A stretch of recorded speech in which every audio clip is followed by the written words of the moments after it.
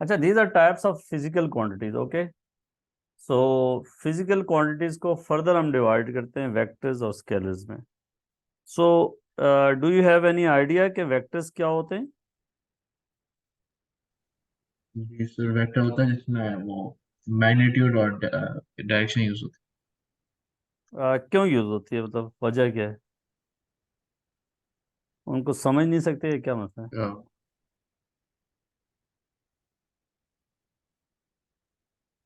हाँ बेटा। No idea. Okay, देखो, इसको इस तरह एक्सप्लेन करते हैं कि जी स्केलर्स वो होते हैं जिनमें सिर्फ मैग्नीट्यूड होता है। Those physical quantity which have only magnitude. For example, जैसा मैंने बेटा आपको बोला कि जी today we will study 1 hour. तो टाइम की एग्जांपल हम ले कि जब कोई बंदा आपको कहता है कि today we will take 1 hour class, तो इसका मतलब ये है कि आपको ये मतलब समझ आ गया। There is no ambiguity in that. So scalar quantity के लिए कंप्लीट अंडरस्टैंड करने के लिए we need only magnitude, we don't need direction. Okay, जैसे आप कहते हो maths, my maths is 65 kg for example. So this is completely understandable thing कि mass of 65 kg. But on the other hand बेटा, if I say कि साथ apply 20 Newton force on some object, ये एक object है for example, if I say, या 3-4 students हैं उनके पास ये ऑब्जेक्ट है और सबको मैं कहता हूँ कि apply 20 Newton force on this object, तो इज दैट क्लियर स्टेटमेंट? नहीं सर, वजह? वो डायरेक्शन ही था ये। हाँ, कोई बच्चा एक कैंडिडेट ऐसे लगा रहा होगा, दूसरा ऐसे हम्म। लगा रहा होगा, तीसरा ऐसे लगा रहा होगा, चौथा ऐसे लगा रहा होगा। ठीक है, दीज आर ऑल पॉसिबिलिटीज। कोई नीचे से ऊपर लगा रहा होगा। सो जब तक इस फोर्स के साथ डायरेक्शन ना ली जाए, तो we can't understand the meaning of this 20 newton. There will be, मतलब हमने एक दिस फिजिकल क्वांटिटी के साथ एक एसोसिएटेड और प्रॉपर्टी थी, वो हमने अभी हाइड की है। जब उस प्रॉपर्टी को हाइड कर लिया डायरेक्शन वाली को, तो फिर इसके काफी सारे मतलब लिए जा सकते हैं। So that's why physical quantities which have both direction and magnitude, physical quantity which have both magnitude and direction are called vector.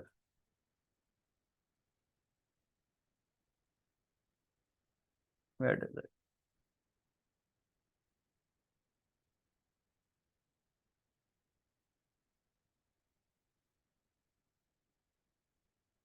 ये definition जो है, which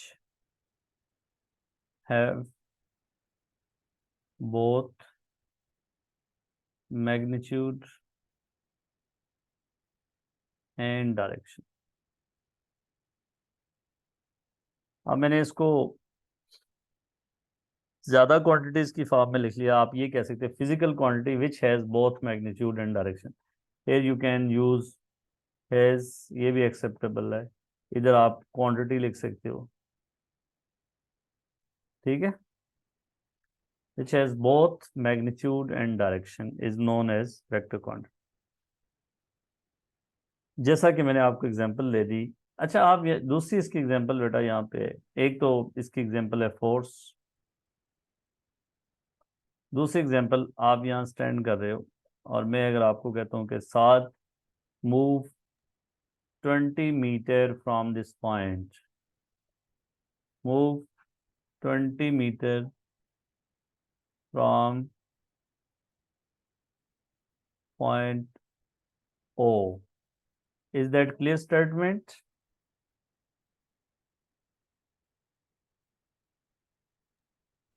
नहीं सर, डायरेक्शन ही बता।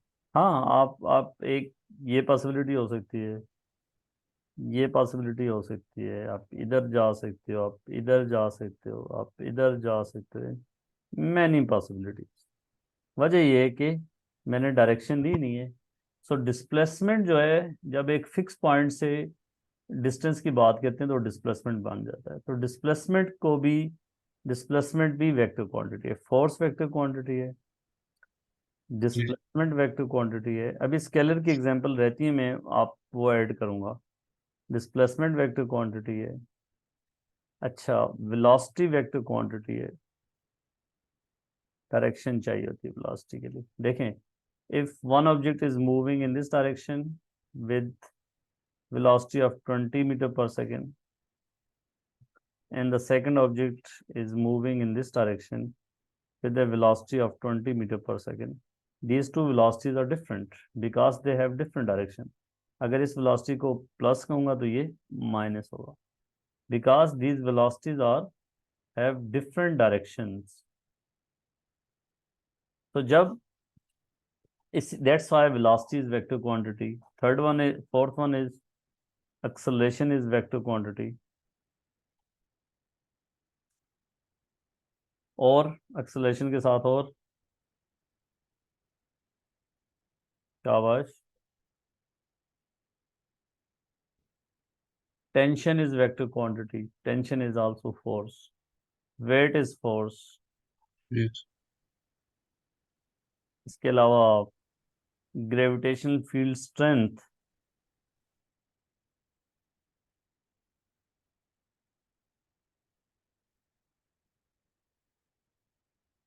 फील्ड स्ट्रेंथ, ये वेक्टर क्वांटिटी है।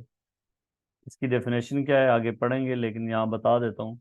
That is force per unit mass. So force is vector, mass is scalar, overall gravitation field strength is vector quantity. फिर बेटा बात बनेगी, electric field strength is a vector quantity, momentum is a vector quantity. You know what is momentum? बताया था ना, जी sir, mass times velocity. Velocity, mass time velocity. So आपके course में जो यहाँ पे हम बात करेंगे वो ये फिजिकल क्वांटिटीज जो हैं, आपको पता होना चाहिए कि ये वेक्टर्स हैं। इलेक्ट्रिक फील्ड स्ट्रेंथ भी वेक्टर क्वांटिटी, ठीक है। बाकी अगर हम बात करें ना स्केलर की, तो फिर बहुत सारी एग्जांपल स्केलर की होंगी, इसलिए मैंने यहाँ पे लिखवाई नहीं थी आपको कि बहुत ज़्यादा एग्जांपल्स हैं। मैस, टाइम, डिस्टेंस और energy, temperature. Temperature, volume, area, density. और भी एग्जांपल, शाबाश, length. Length,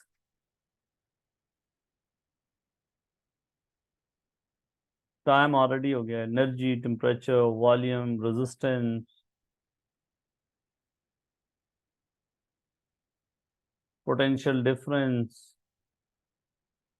electric current, charge, ये सारी स्केलर क्वांटिटीज हैं। वेक्टर जब आपने याद रख लिया ना कि वेक्टर सिर्फ ये हैं, फिर आपके लिए बाकी क्वांटिटीज को याद रखना इशू नहीं होगा। if you know force is a vector, if you know displacement is a vector, if you know velocity is vector, acceleration is vector, tension is vector, weight is vector, gravitation field strength is a vector, momentum is a vector, तो फिर आपके लिए बाकी को identify करना मसला नहीं होगा। अब इसकी थोड़ी आइडेंटिफिकेशन वाली थोड़ा सा पार्ट में करा देता हूँ ताकि आप उसको कर लें। देखें बेटा, physical quantities can be class as vectors and scalars. Which pair of quantity consists of two vectors?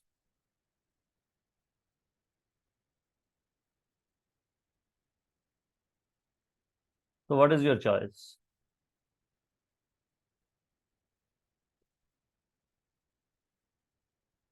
शाबाश।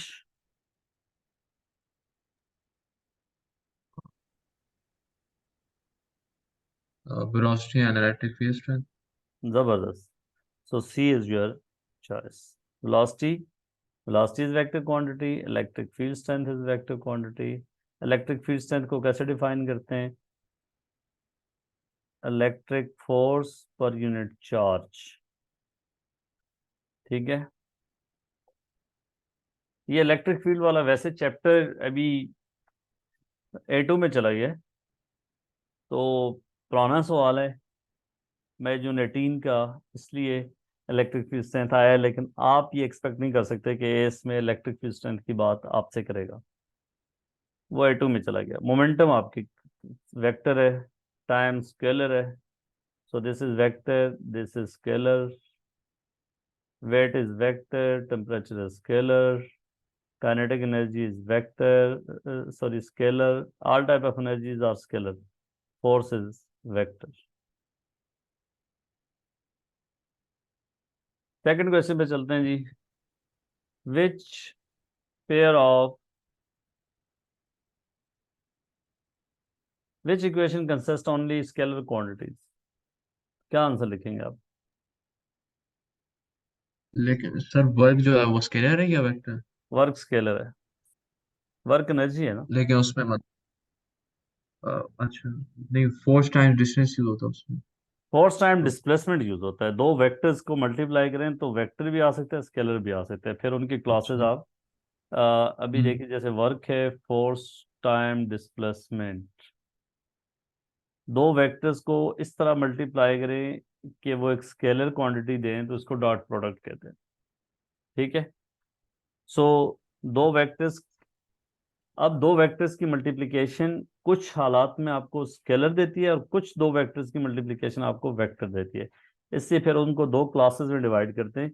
वो हम वहाँ पे पढ़ते हैं, फिजिक्स में नहीं है, एफएससी की उसमें फिजिक्स में है कि एक डॉट प्रोडक्ट और दूसरे को स्केलर प्रोडक्ट, वेक्टर प्रोडक्ट कहते हैं। तो अगर दो वेक्टर आपके पास जो है मल्टीप्लाई होके एक वेक्टर दे दें सी, तो इसको हम कहते हैं वेक्टर प्रोडक्ट। अगर दो वेक्टर मल्टीप्लाई होके आपके पास एक दे दें, जैसे यहाँ पे, तो if they give U A scalar quantity, तो उसको हम कहते हैं vector scalar product. So work is a scalar quantity, energy तो वर्क बी स्केलर। जी मैं कह रहा था बी आंसर। हाँ, ओनली स्केलर क्वांटिटी में बी आंसर है। Power, work, time. Choices elimination से भी आप कर सकते हैं कि जी आपको पता है एक्सेलरेशन वेक्टर है, तो ये चॉइस आपकी चली गई। बाकियों का अगर नहीं भी पता आपको, आपको पता है फोर्स वेक्टर क्वांटिटी है, चलेगी। आपको पता है वेलोसिटी वेक्टर क्वांटिटी है, चलेगी। फिर आपको बेनिफिट ऑफ डाउट भी यही मिलेगा डी पे। फिर भी आप ऑप्शन, अगर आपको for example if you don't know कि वर्क वेक्टर है या स्केलर है, लेकिन you are sure about three options A C and D कि they have one vector quantities at least, so obviously फिर डी आएगा। तो इस तरह sometime you eliminate wrong choices and you reach to the correct option by eliminating three wrong options. उसमें आपको थोड़ा बहुत डाउट होता है, लेकिन जब आपको ये कंफर्म होता है कि जो दूसरी हैं वो नहीं हो सकती। When a force F moves it's point of application through a displacement S in the direction of force, the work W done by the force is given by this equation। ठीक है। तो अब आपके पास पूछा है how many vector quantities and scalar quantities does this equation contain? Yes. कितनी vector quantities है?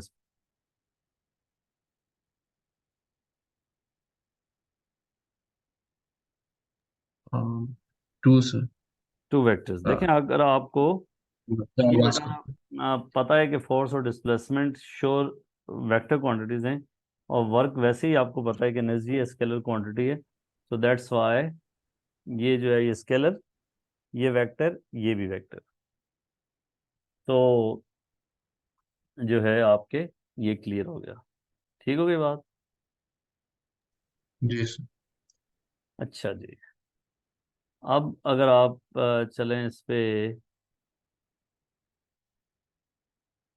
ये देखें फोर्थ पे चलते हैं। Which group of quantities contain only a vector, only vectors, part C. Parts C, C. Only vectors की बात की है। सो देख लो बेटा कि एक्सेलरेशन, अच्छा सी में डिस्प्लेसमेंट वेक्टर है, फोर्स वेक्टर है, वेलोसिटी वेक्टर है। बाकी आप देख लें कि क्या क्या मसले हैं। आपने देखिए आंसर बताया है। फर्स्ट में जो है speed is a scalar quantity, second में work is a scalar quantity, fourth में power is a scalar quantity. So depending upon the statement of the questions, इन्हीं स्टेटमेंट के साथ आपका क्वेश्चन कि जी इनमें से कितनी ऑप्शन है जी which have only one scalar quantities, वो क्वेश्चन बन सकता है जी तीन है। इनमें से कितनी ऑप्शन है जिसमें दो वेक्टर क्वांटिटीज हैं। तो ये सिचुएशन बेटा आपको जो है वो इस तरीके से पता होना चाहिए। अच्छा जी, so let's move towards question number 5। अच्छा अब आप इसको कर लेंगे। I will not do question 5, 6, 7। Everything is there. You know about charge, you know about temperature, you know about displacement, acceleration, momentum. Okay. So up till question 9 you can easily do. This is the identification of vector or scalar quantities. ये ही this is how I arranged my topic worksheet कि पहले आसान question आए। आप different आपने देखी होंगी, उसमें ऐसा नहीं है सारे क्वेश्चन मिक्स होते हैं। So now I will move towards the other thing कि जी how to add vector quantity, how to subtract vector quantity, how to represent a vector quantity. so we will do these type of things. Okay, हमें पता चल गया vectors क्या होते हैं, हमें पता चल गया स्केलर क्या होते हैं, लेकिन we are going to now do के जी how we add two vectors. Is addition of vector similar to addition of scalar?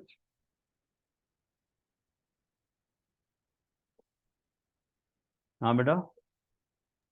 नहीं। नहीं सर, ठीक है। इफ आई से कि what is the sum of 5 kg plus 2 kg, what's your answer? 7 kg। 7 kg, because this is scalar quantity. But beta, if I say 5 Newton plus 2 Newton, what's your answer? वो direction ही बता दो, नहीं। Direction नहीं पता ना, सो हम किस हद तक श्योर हैं इसमें? मतलब हाँ। हम किस, हमें ये पता है कि जी इफ इसका आंसर जो है मिनिमम क्या हो सकता है, मैक्सिमम क्या हो सकता है।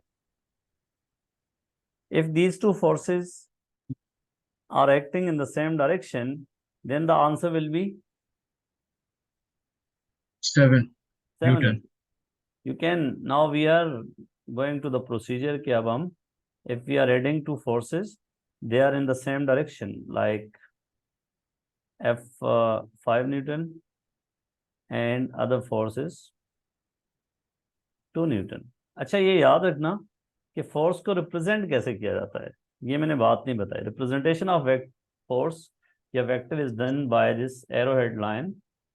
इसका एरो जो है वो डायरेक्शन के लिए होता है, एंड इसकी लेंथ जो होती है, इसकी length is according to, length shows the magnitude of vector according to some scale.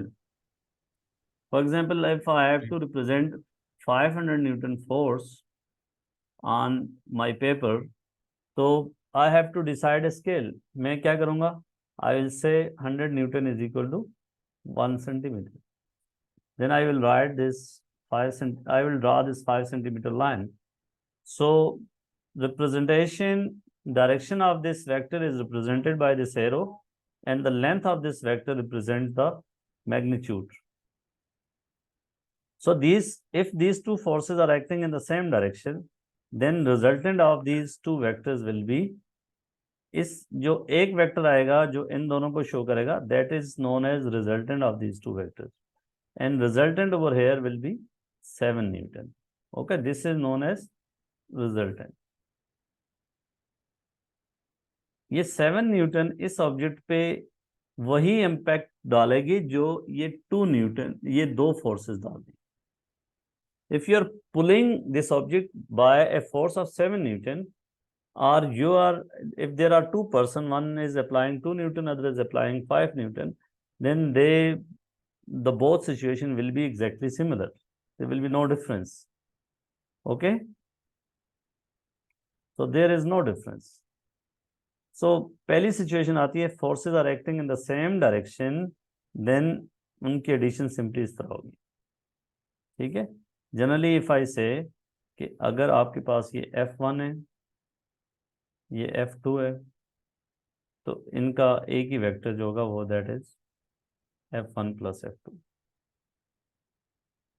On the other hand बेटा, अगर आपके पास, so the maximum force 7 Newton हो सकती है, और मिनिमम क्या हो सकती है इन 5 और 2 की? Minimum force will be when they are acting in the opposite direction, like 5 Newton and 2 Newton. What is the resultant of these two forces?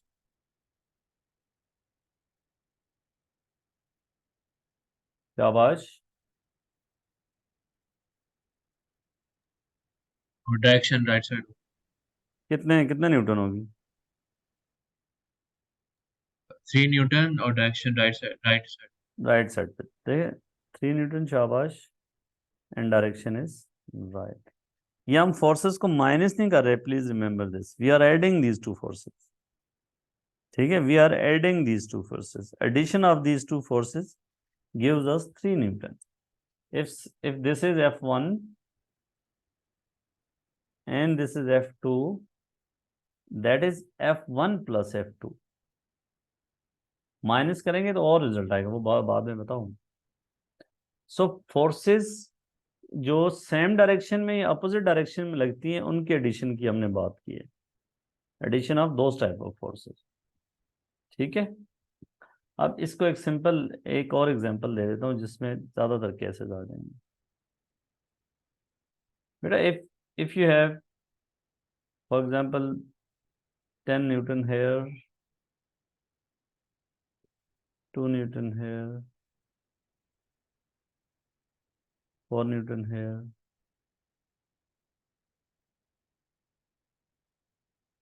and 3 Newton here. So what is the resultant of these four forces? 13 Newton और direction right. 13 Newton. How do you no कि 13 Newton? देखें, ये same direction में 12 हो गया, ये 4 Newton भी इधर है, 16 हो गया. 4 Newton is acting towards the right direction, right side. Okay, so 4 Newton, 12, 16 और ये 3 अपोजिट डायरेक्शन में. So that is, this shows के जी आपके पास कितना बना था? 13 Newton towards right. This is the result. मतलब इसका क्या है कि ये 4 बंदे इस ऑब्जेक्ट पे लगे हुए हैं इस तरह. तो एक बंदा आके कहता है यार 13 न्यूटन में अकेला लगा लेता हूँ बस, तो काम वही होगा. फोर्सेस से जो इफेक्ट पैदा होता है वो एक्सेलेरेशन होता है, वो ऑब्जेक्ट की डिफॉर्मेशन होती है, ऑब्जेक्ट की टर्निंग होती है, वो सेम इफेक्ट पैदा होगा.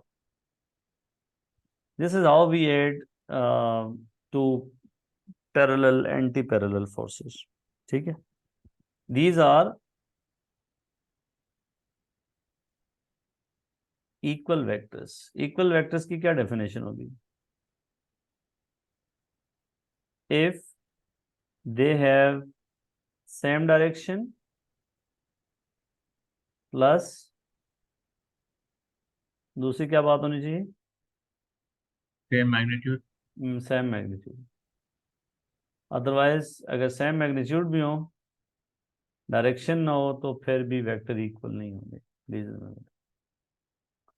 और दूसरी प्रॉपर्टी वेक्टर्स की एडिशन से पहले आपको ये पता होना चाहिए कि अगर एक वेक्टर ये है, वो खैर आगे मल्टीप्लिकेशन में आ जाएगी, उसमें बता दूंगा एक से। अच्छा साहब, दूसरी बात ये है कि अगर आपके पास वेक्टर्स जो हैं वो 90 डिग्री पे लग रहे हैं, ये एक फोर्स है, ये दूसरी फोर्स है, इसको F1 कहते हैं, this is F2, they are acting at 90 degree. तो सबसे पहले इनको क्या करेंगे, ऐड करने के लिए हम हेड टू टेल रूल इस्तेमाल करेंगे। F1 ड्रॉ किया, F2 बेटा इस फोर्स के हेड से स्टार्ट करेंगे,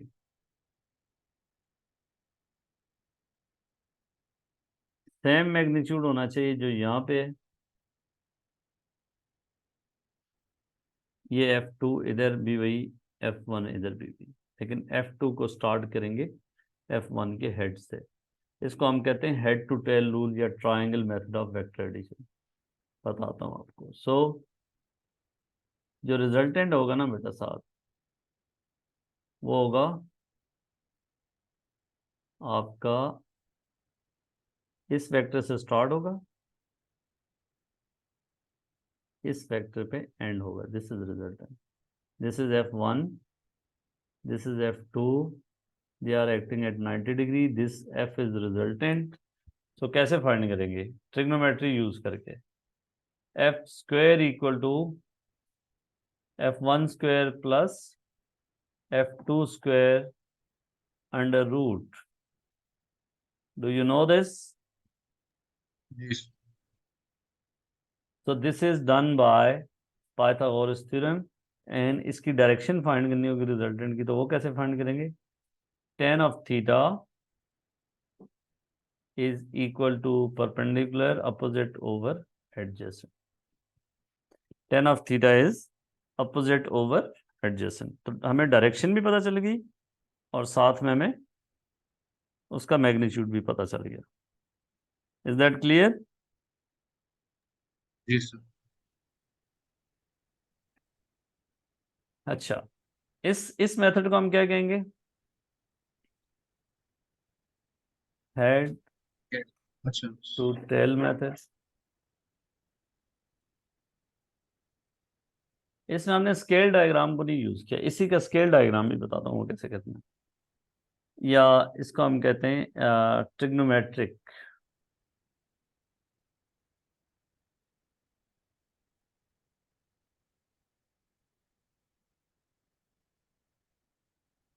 बेटा देखो, इसका आसान तरीका ये दूसरा भी होता है, स्केल डायग्राम। लेट्स से आपके पास दिस इज 20 न्यूटन,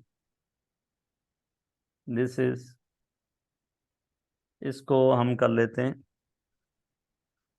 30 न्यूटन, ताकि आसान हो जाए, इसको 40 न्यूटन करते हैं, पॉइंट्स में से।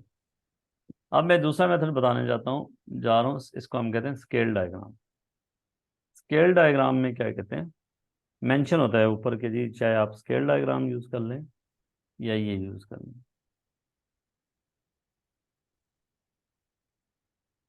इसको कैसे करेंगे, स्केल डायग्राम में सबसे स्टेप नंबर 1, आप सुटेबल स्केल सेट करेंगे। अब देखें, एक फोर्स है 30 न्यूटन, दूसरा 40 न्यूटन, इस ऑर्डर में, तो आप क्या रखें, कितने न्यूटन को कितने सेंटीमीटर रखना चाहिए,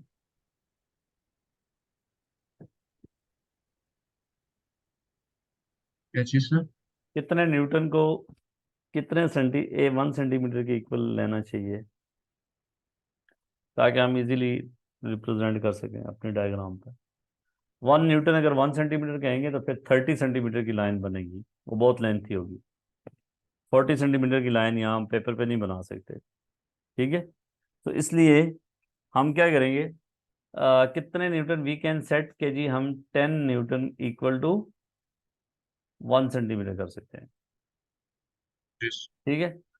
तो ये ये जो बनेगी, ये कितने सेंटीमीटर की लाइन बनेगी,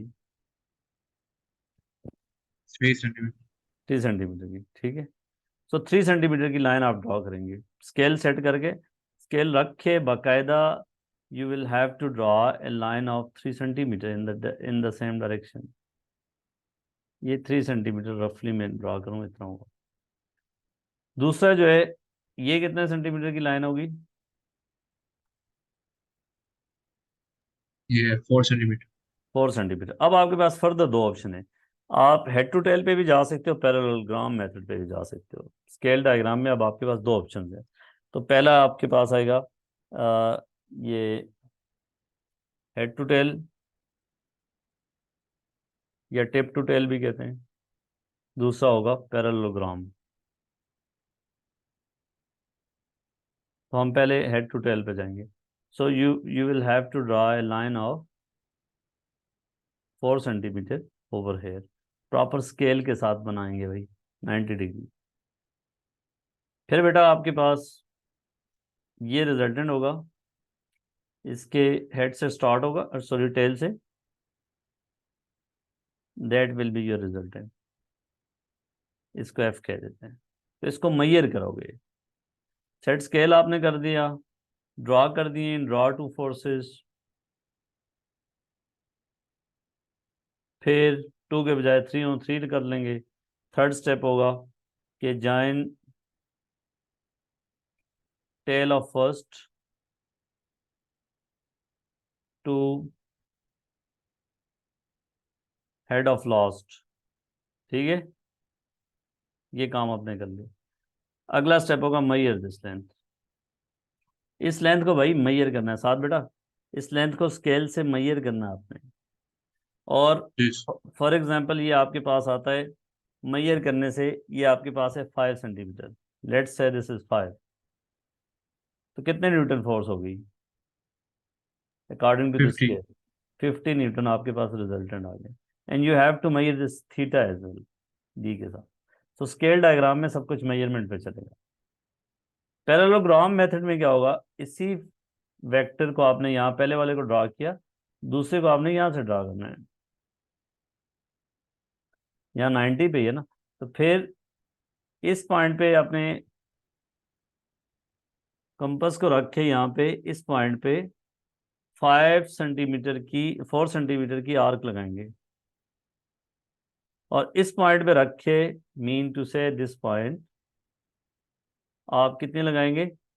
3 सेंटीमीटर की एक आर्क लगाएंगे, इनको ज्वाइन कर देंगे। ठीक है, पैरेललोग्राम बन गई। फिर इस पॉइंट को इधर से ज्वाइन कर लेंगे, तो ये आपके पास रिजल्टेंट होगा। बात वही है, कान को एक तरफ से पकड़े या दूसरी तरफ से पकड़े। हेड टू टेल रूल 2 से ज्यादा फोर्सेस के लिए भी वैलिड है, पैरेललोग्राम मेथड सिर्फ ओनली 2 फोर्सेस के लिए वैलिड है। Please remember this. Yes. This is how you find the resultant of forces using scale diagram.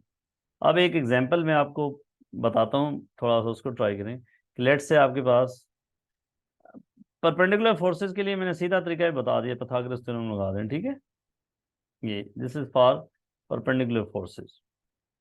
लेकिन अगर फोर्सेस परपेंडिकुलर नहीं है, किसी और एंगल पे लग रही हैं, तो फिर बेटा आप जो है, लेट से एक फोर्स आपके पास है, ये है 60 न्यूटन, और ये दूसरी फोर्स है 40 न्यूटन, और बेटा ये 60 डिग्री पे लग रही है।